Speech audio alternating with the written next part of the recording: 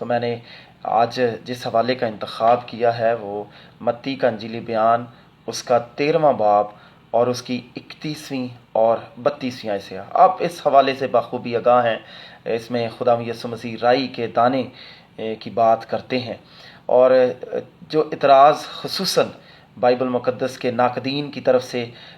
اس حوالے پر اور خدا یسوع مسیح کی جانب سے پیش کی گئی تمثیل پر کیا جاتا ہے، وہ یہ ہے کہ خداوند یسوع مسیح نے 13ویں باب کی 31ویں اور 32ویں آیت میں یہ بات کہی ہے کہ رائی کا دانہ جو ہے وہ سب بیجوں سے چھوٹا ہوتا ہے۔ ناقدین یہ اعتراض کرتے ہیں کہ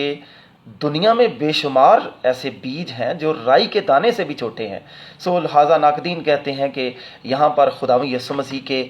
علیم کل ہونے پر سوال اٹھتا ہے۔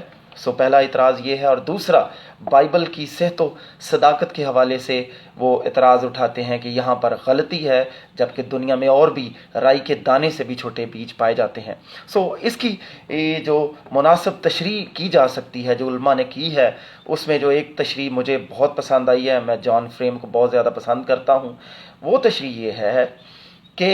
ہمیں اس بات کو یاد رکھنا چاہیے کہ جب خداوند یسوع مسیح رائی کے دانے کے چھوٹے ہونے کی بات کر رہا ہے کہ وہ تمام بیجوں سے چھوٹا ہے، تو دراصل ہمیں یاد رکھنا چاہیے کہ خداوند یسوع مسیح کے سامعین کون ہیں، خداوند یسوع مسیح کن لوگوں سے مخاطب ہے، اس کے مخاطبین کون ہیں۔ تو یقیناً خداوند یسوع مسیح اس وقت جن لوگوں سے مخاطب تھا وہ ملک فلسطین کے رہنے والے عام کاشتکار تھے، فارمر تھے، کھیتی باڑی کرنے والے لوگ تھے، اور وہ باقی دنیا سے واقف نہیں تھے، وہ محض اپنے خطے کی دنیا سے واقف تھے، اور اس خطے کے اندر جو بیج سب سے چھوٹا تھا وہ یقیناً رائی کے دانے کا بیج جو تھا وہ سب سے چھوٹا تھا۔ اس لیے جب یسوع مسیح یہ بات کہتا ہے کہ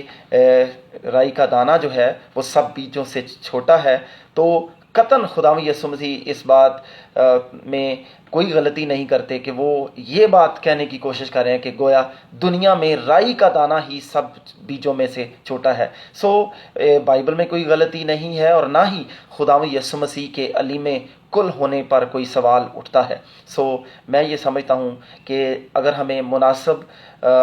ہم سیاق و سباق کو مد نظر رکھتے ہیں کہ خداوند یسوع مسیح جب اپنے لوگوں سے مخاطب ہیں، رسول